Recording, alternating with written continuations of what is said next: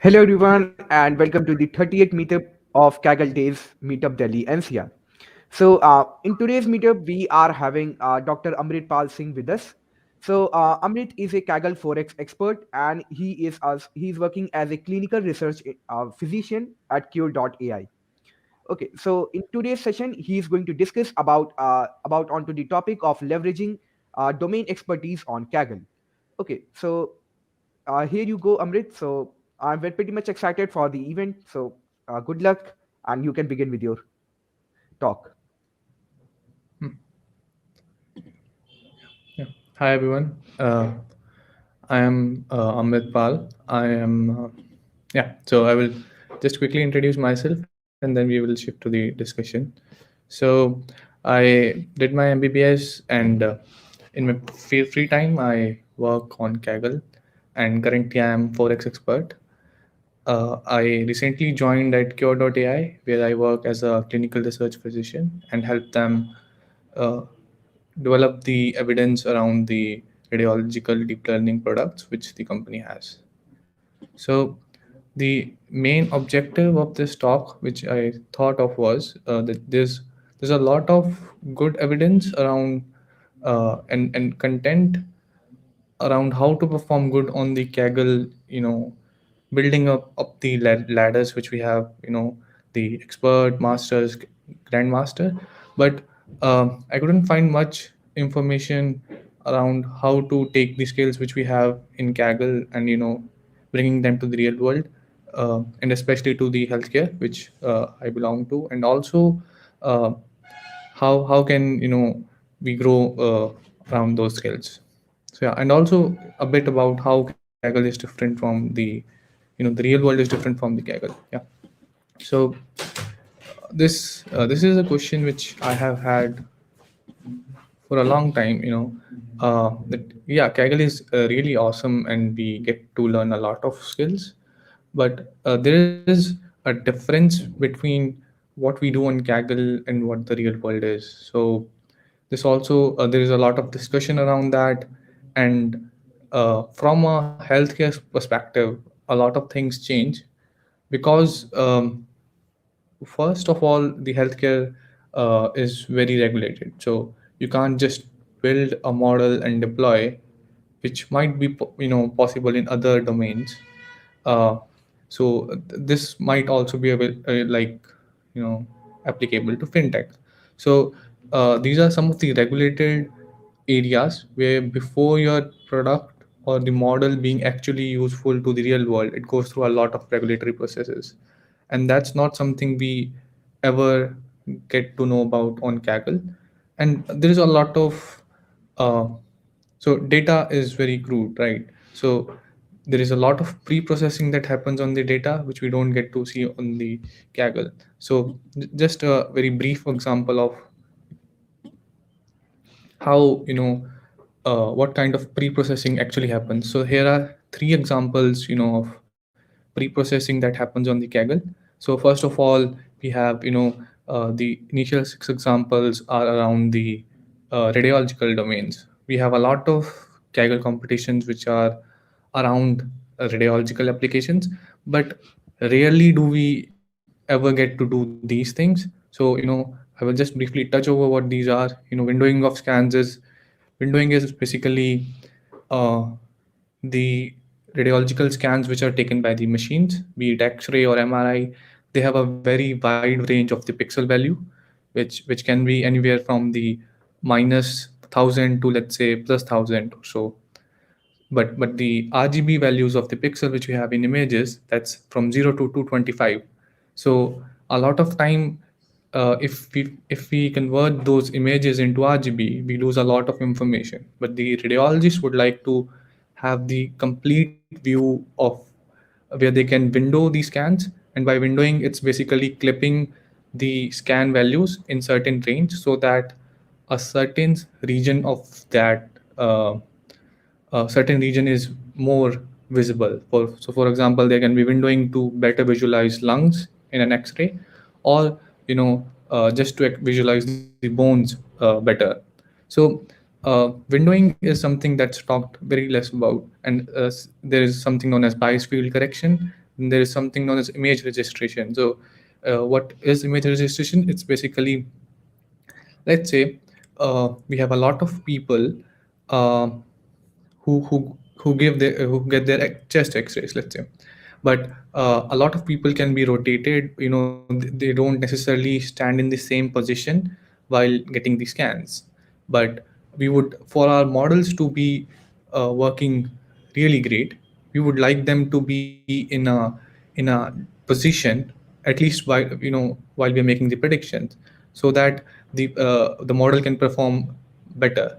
So that's something known as registration. So we take a scan and try to register it to from one space to the other space. And then there can be things like, looking in the slice thickness of 3D scans, intensity harmonization, skull stripping. So these are few of the pre-processings which we almost never get to do on the Kaggle, but these are very common, in the real life. So these are few of the things which we do a lot once we move to the real world. So um, this the idea is that while we get to develop a lot of things on the Kaggle, there are few things which we don't get to learn on the Kaggle.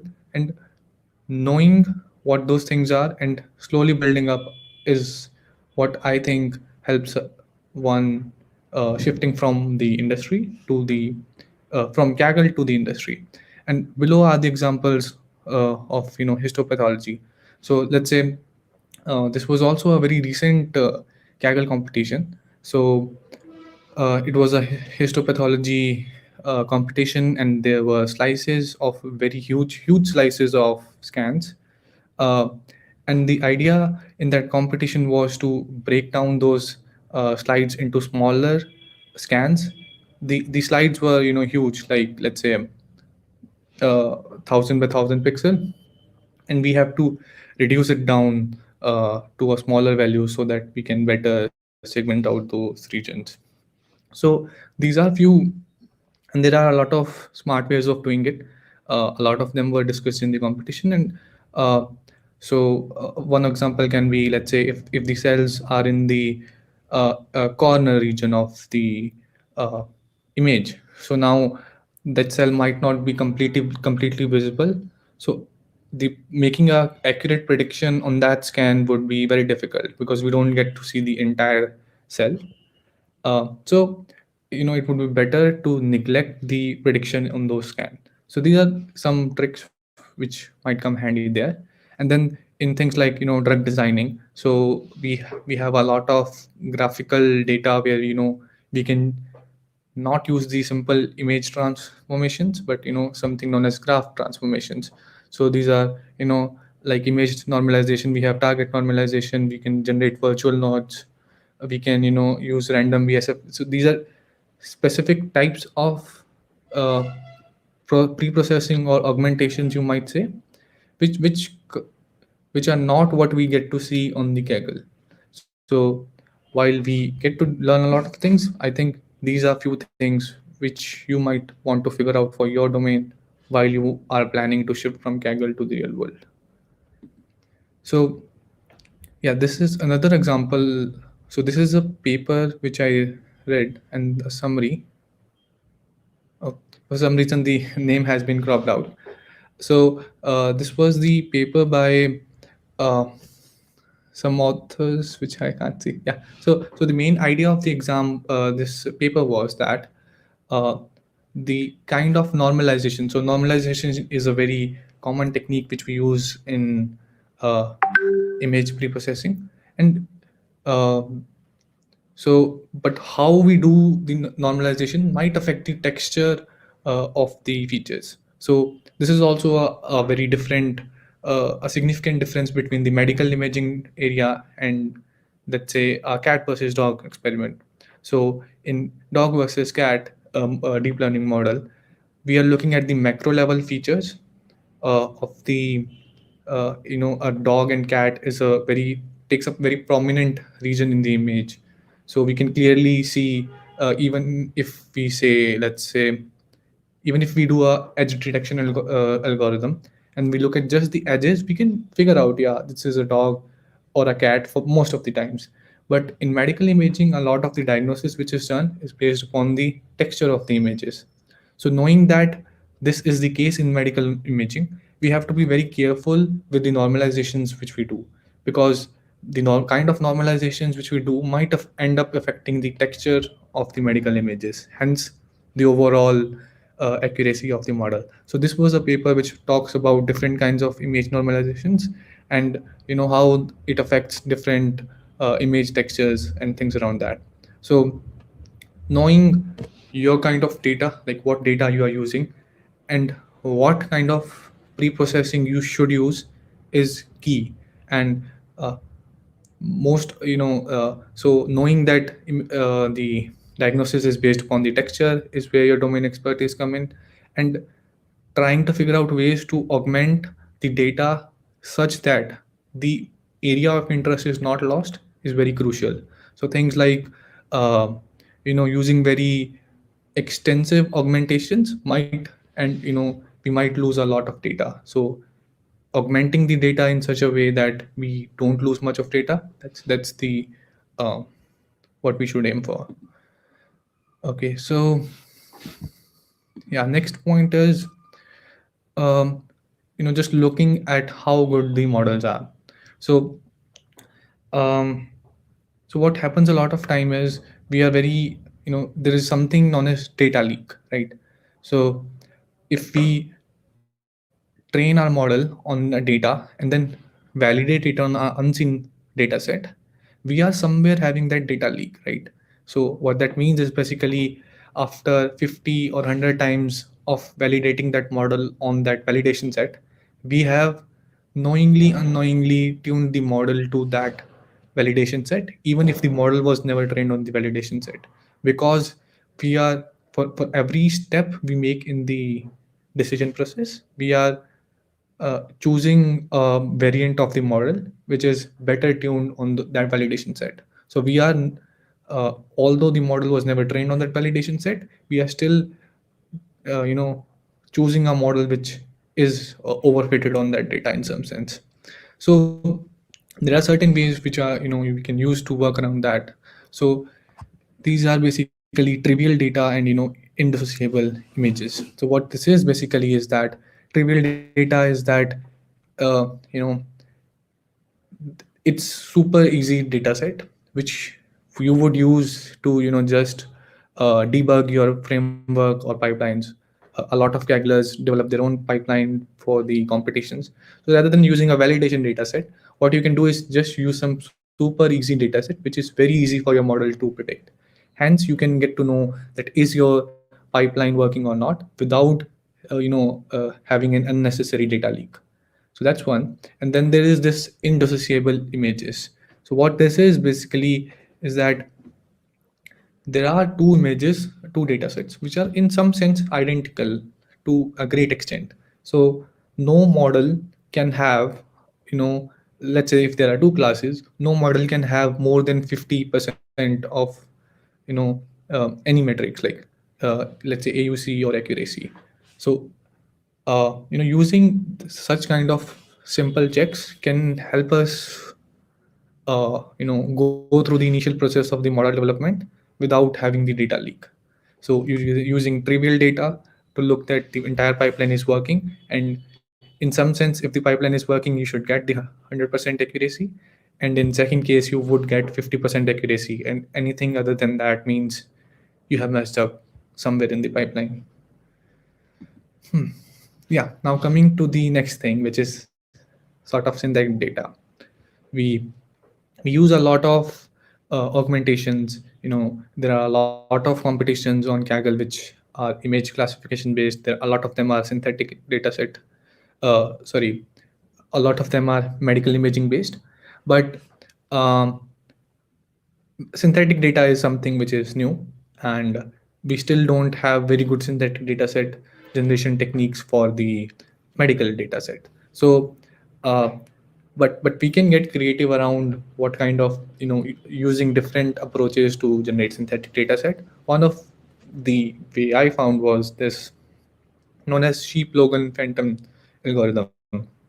So what this is basically is that, you know it looks at different areas in the images, and so and it resizes them in a certain way that the overall output of the scan can be predicted in some sense. So to uh, so this might be a very slightly in-depth example, but this very specifically algorithm applies to something known as Alzheimer's disease. So in Alzheimer's disease, there are certain several subtypes of the disease, and the staging in those disease is based upon almost similar features, but variant of, the size of the features varies across those uh, stages. So let's say, so there is a feature A, which is, let's say, this oval shaped, uh, this region marked in the blue box, and this is of size X in stage subtype 0, or and then we build up the size across different stages of the Alzheimer's disease. Now we can artificially generate such kind of synthetic data, and have more data to train our model on. And these are certain insights which I think, if we have as a, so knowing that the Alzheimer's disease works that way is the domain knowledge. So having spending some time in your domain and knowing what your data is, what patterns your data has, and what are the smart ways of generating more data, uh, which are not necessarily based upon GANs, is something we can explore. Uh, and hopefully the GAN technology works better than what it is right now, and we can generate a lot of synthetic data set for medical imaging. Yeah. Yeah, so this is also another important point which I find, that choosing model architectures. So this is still something which is very under debate. But what I like to think, and what I read in this research paper was that a lot of new architectures which are being developed over time is based upon their accuracy on the ImageNet dataset, right? So, but ImageNet dataset is not necessarily the only purpose of computer vision models which we have, and medical imaging is becoming a very significant part of it. So models which are trained on ImageNet models don't necessarily, a better model in ImageNet model doesn't necessarily mean a better model on medical imaging data set as well. So in this paper, the authors explored the same thing. Uh, so in the left hand side, you see the graph of models trained, uh, and their AUC scores. So on the y-axis, you see the AUC scores on the CheckSpurt dataset, which is a X-ray dataset of chest X-rays, and on the x-axis, you see the AUC scores of the on the ImageNet dataset. So, and the left graph is on without pre-training model, using the pre-trained weights, and pre-trained weights, using pre-trained weights. That's on the right hand side, and we see that EfficientNet is supposedly better and newer architecture, and it performs better on the so in these orange dots we see that the EfficientNet performs better on the ImageNet dataset, but doesn't necessarily perform better on the CheckSpurt dataset. So in the paper, authors concluded that maybe what is important is choosing the class of the models, the model architecture. So, for example, ResNet and Inception, and not necessarily the choosing the fighting between EfficientNet version B1 or B2, things like that. So, and that's even if you look at the research community, a lot of latest paper are still based upon the models which are developed, using ResNet or the Inception model architecture. So looking at the evidence is something that needs to be done. But on Kaggle, I still see a lot of people still achieve somehow better, efficient, better results using EfficientNet, and rather than using a smaller architecture. So that's something uh, still need to figure out why that's happening. But this is one research paper which I found that uh, made me thinking that yes, that this might be something uh, uh, in real world. Yeah, yeah. So K-folds training. So we all know K-folds training is something that we do a lot. Uh, it's a way of using our data to the maximum extent and also getting a good reliable score.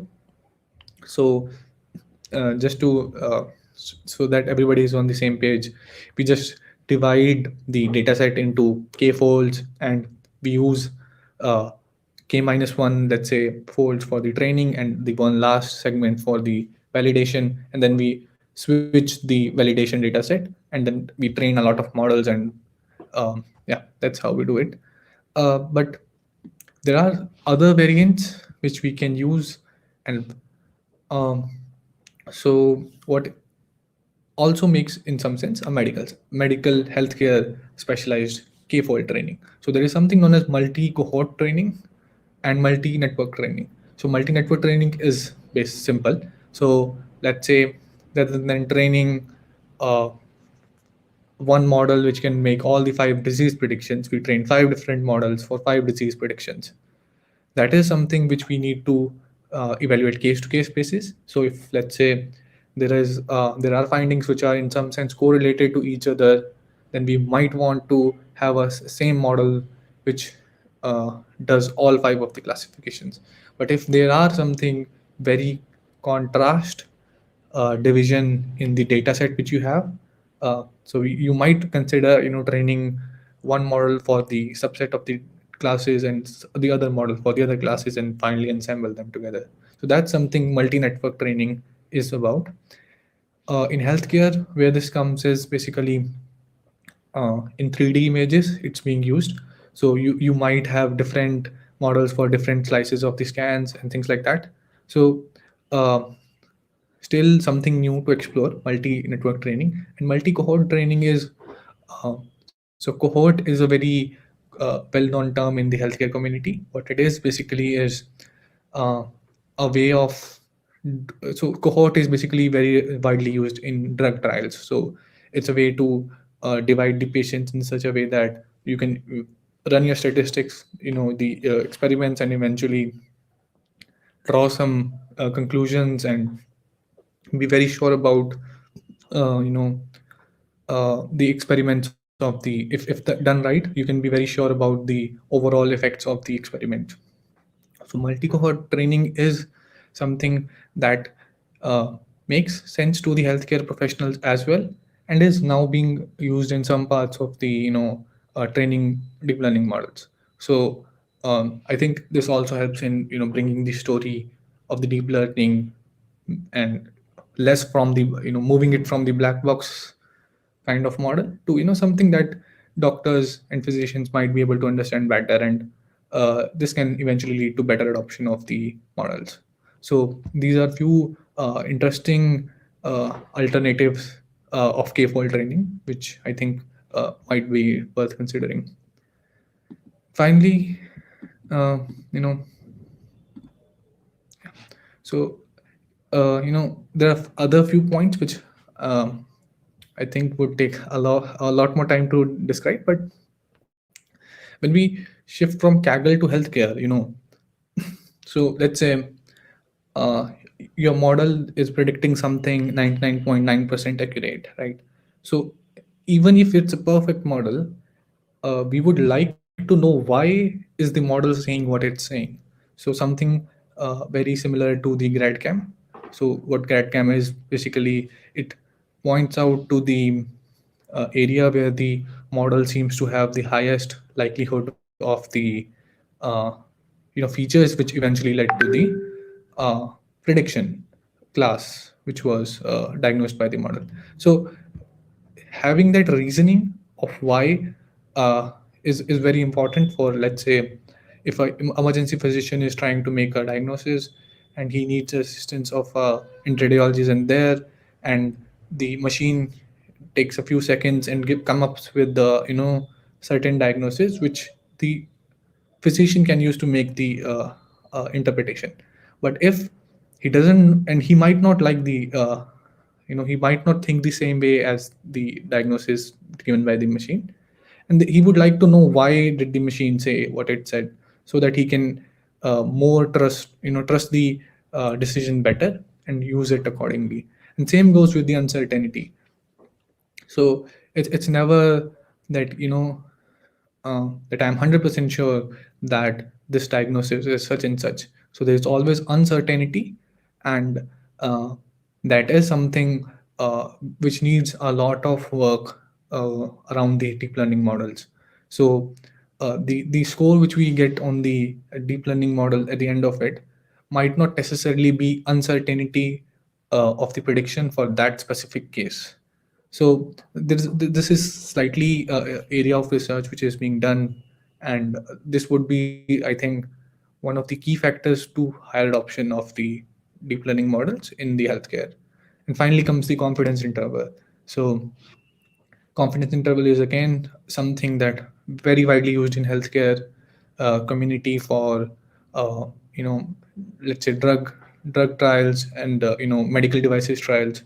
So knowing about these things while developing your model is something that would help one better equipped while transitioning from Kaggle to healthcare.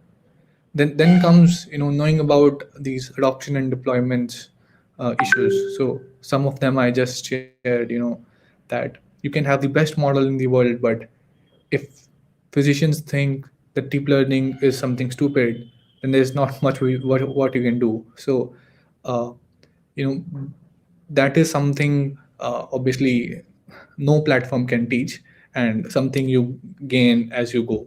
But that is something a great challenge what we see in adoption of deep learning models. And finally, another thing is testing of your models. So on Kaggle, this is actually one of the biggest flaw I see in Kaggle. Kaggle is a great uh, platform, just to be clear. But what we, while spending a lot of time on Kaggle, what we learn to do is, in some sense, getting a better model on a certain specific metric, and that might not be something useful in the real world. So it takes some time to for a chronic Kaggler to disconnect from that, and actually focusing on what is important, in this case what is clinically important. So just saying that my model is such and such accurate means literally nothing in healthcare.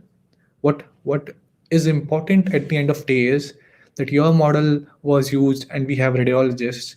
How can your model eventually help me better diagnose or pick up cases or triage cases than using a radiologist? Can you help me do that? So those, and did it affect overall morbidity, or did it reduce the overall time of the patient from coming to the hospital and actually getting the treatment? So things like that are actually what are more important and interesting to the physician. And if a model doesn't has that, it is more or less a cool thing, a cool gadget. And it takes a lot of effort to generate that evidence to show that yes, the model is uh, it is not just a good model with a high sensitivity and specificity, it is actually helping to have a real world outcome. But that is something, and it requires a huge teams and a lot of effort. But that is something, I think, having in mind that the end goal is that is the end goal that helps once you move into the industry from the Kaggle side of it. And another brief mention is the complex data structures. So on Kaggle, we um, mostly deal with the NLP and computer vision, uh, and but the real world data is sometimes very much more complex, and a lot more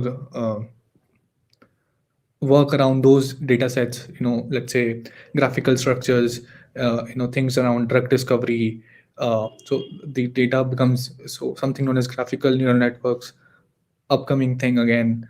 So knowing about those things, I think, would help Kagglers be more ready for the industry. That is something that I had to learn the hard way, and while I had to spend some more time while on these things while I was, shifting from just being on the Kaggle and developing skills which might be more useful in the industry side of it. Yeah, and yeah, that's it. So uh, thank you everyone for listening to me, and this is my email ID if you have any questions, or if you want to maybe just ask a question to me, or anything.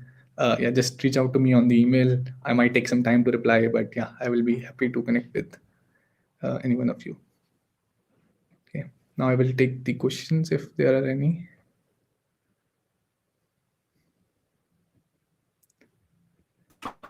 Okay, Amrit. It's an awesome session. I'm having some few questions regarding what all things you have shown to us.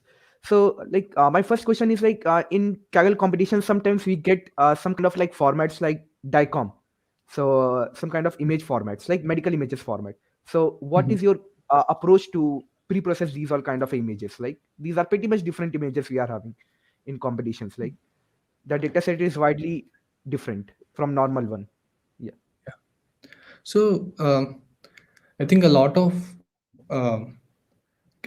what's a good thing about Kaggle is that whenever a new competition comes up, a lot of grandmasters or masters who have already had some experience with the data set, they pick up the data and convert it into smaller versions, more refined versions, more usable versions, and uh, so I think understanding how they are doing it is one way where we can actually understand what these pre-processings are. So I think I briefly touched upon it. So DICOM images is literally in some sense the raw data which is extracted from the X-ray or the MRI machine, let's say, and so there is another file format which is also nifty. So what these but when we convert these into PNG, we have to reduce the width, the overall range of the pixels which we can have. So that changes a lot of things, and that needs to be done based upon the area of region which we want to look at. So that's something known as windowing, and so yeah, these are windowing, and then just to quickly walk you again through that.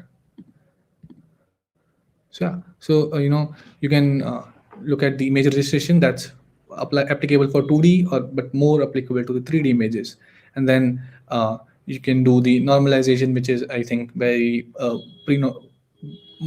very commonly done on the Kaggle, so that's not there.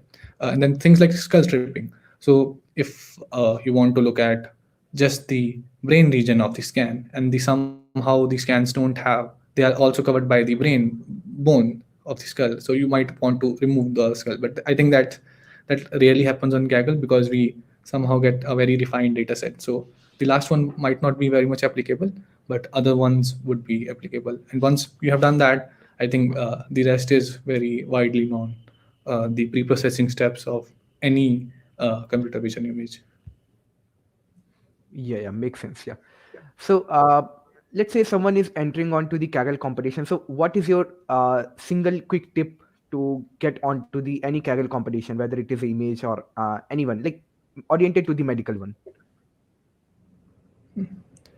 I would say if you don't have a if you don't have very experience in the kind of problem which is being solved, let's say healthcare or whatever problem expertise it is, spend some time in either looking at the previous competitions or listening to the Kaggle grandmasters, or whoever is sharing in the notebooks or the discussion sections. Within the initial 5 to 10 days, a lot of information is shared, uh, which helps one. They talk about the metrics, they talk about the data, they talk about the data analysis which they have done. So all these things, paying attention to that is that's where you get the insights. Okay, such and such kind of data has these features, and that's where you get the idea. So I think if you're new to something, learn from the experts who are already there, who are sharing, and that's something great about Kaggle where you can do that. Yeah. Okay, okay, yeah. Uh, Sometimes what do you think? Like research paper are helpful in Kaggle competition. If we sit and implement some kind of a network by taking a look onto the research paper, what do you think? Like these are helpful to boost your score onto the leaderboard. Sometimes, sometimes not. So, uh, so most a lot of times, if it's something entirely new, then going and reading some research paper or some blog helps. So I will give you a quick example. So there was a competition, a playground competition on the Kaggle, which was around. We had certain sensor data, and we eventually had to predict three levels of, I think, benzene and carbon monoxide and some other uh, value. So knowing, what the community did in that 1 month was they read a lot of research paper, and they found that there is a certain correlation between level of this and this, and there are few new well-known industry uh, metrics which were not actually in the data set and could be derived from the data set. So that is something the entire community researched over that entire 1 month, and used it to create new features, and eventually train the XGBoost model or something like that. So I think, mm, reading research paper can sometimes be helpful, but not always. Okay, okay, awesome. Let's take a question from chat. Like, I guess we are having some questions. So, anyone having any kind of a question, you can drop onto the chat box. Uh, okay, I guess no one is having any questions. Like, okay, so let me see one thing. Okay, Ayon, Yeah. So thanks Amrit for today's session and how you bridged, like it was really great to see like how you helped us to see both the aspects of applying the techniques, right? Because applying the techniques for greater cause is the main motive, right? Be it from Kaggle or be it from industry. So really, really thoughtful of that. But it's like one of the question that I got in the past was like, let's say someone who is a doctor or someone who is from economics background or someone who is from another background, they're very much scared that, hey, like let's not talk about Kaggle, let's talk about only about getting into this data domain, or let's getting into this programming or applying the technical aspects. Like they tell that we are not from technology, we are not from that place. So it's really motivating to see you, and we just want to get an idea that how you try to shift the gears, or how you manage the both the aspects, or how do you manage to break that barrier. Like that's not barrier, but definitely like for few folks that might be like how to go that step. Like I know economics, but I don't know coding, or I don't know data science kind of stuff. But they definitely have a good asset, right? Like they understand the things of economics or their respective domain better than us. Like in healthcare, you also understand the things better than us, right? So like how was your journey, and how did you break that barrier in case there was any? So I So I started Kaggle during my MBBS, and started initially just exploring few things, and eventually participating in the competitions. Sometime I was able to understand, sometime I wasn't able to, and eventually over the time I improved, and I'm still improving. So I think the easiest way to do it is just to start. So in the initial stages, I had to just learn the Python and make simple things like calculator and stuff. So that was something big for me coming from a healthcare background. And eventually, over the time, once you know the programming part of it, the data science is something that you pick over the time, and it only comes with the spending more time around it. And yeah, and I think Kaggle is one platform which makes the entire journey very easy. So there are a lot of free courses which you can do that. So when I started, I think those courses weren't available, but now we have those courses. So I think that is one place where they can start and just being from completely newbie to the programming, and eventually knowing a lot of things about to get started and get your hand dirty on the Kaggle. Got it, got it. So that was really a thoughtful answer. And like Gursharan has a question like, what inspired you to start on Kaggle competitions? So like any anecdotes around that? Like maybe like I have a query. Like your first question was something around healthcare, or was it something different or kind of from a different domain? Oh, so I don't remember my first competition. I think it was around tabular data, and it wasn't around healthcare. But initially, it was just out of curiosity, just what this data science is, and what happens, and how can you train a machine learning model on any data, and uh, so coming from a healthcare background, it's very cool in the sense you can train a model, and the hype around it is that you can train a super cool AI and it will replace the doctors and all those things. But once you come in the community, you know that it's not that way. So uh, so it was that curiosity for me, you know, uh, being able to create such a AI or machine learning algorithm. Now I say it, which can look at some data and then eventually, in some sense, automate some part of it.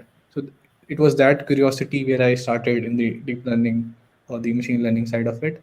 And when I joined, I read few discussions, and uh, the the unanimous advice was start with the playground competitions, and that's where I started and spent some time there, and eventually shifted to other competitions. Yeah, got it, got it. So like recently I also read that you published your own paper, so congrats on that. And it would be like, I think you touched upon it like a little bit, but it would be great if you could talk about it around like what was the problem statement, or how do you approach that kind of thing, so that the community members could know. Yeah. So the paper was around the detection of the COVID. You know, uh, so last year when we saw the rise of the pandemic uh, came, so that was the time when I was in my internship at the college, and we were looking at different. So we were seeing the COVID patients coming in and stuff. So that was the time when I thought, uh, and we didn't have much clarity about what modality to use as physicians. So that's when I just thought, we use a lot of uh, current guidelines at that time were, using scans for COVID, and then we thought maybe we can also use chest X-rays. That's something I, uh, picked up and created a model around that, and there was some open source very small data sets which were available, and I just created a model around that, which was okayishly performing. But I reached out to a professor and I shared with him my journey. And eventually it turned out that there was a huge team which was working on this project. And then I joined the research project, and the main idea was that even over several months, there wasn't enough data set to train a very good deep learning model. So our entire approach was to you augment in some sense expert systems and deep learning model to bridge that gap of lack of a lot of data, and then still create a very good model around those things. So that was the entire problem statement of in some sense using the expert system and also deep learning model and getting the results out. Got it, got it. So, like, congrats and thanks for joining us today. It was really a pleasure listening to you, and the things that you presented were really insightful.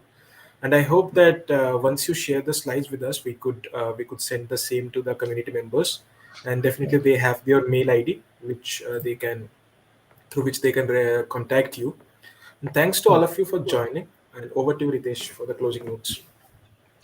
Yeah, so thank you everyone for joining this awesome event. I hope you all have liked what Amrit has told about, like how you can get into the Kaggle competition, how you can explore the various healthcare domains, and how you can like get into a basic Kaggle competition and make it to the expert. Okay, so thank you everyone for joining this event. Have a nice day ahead.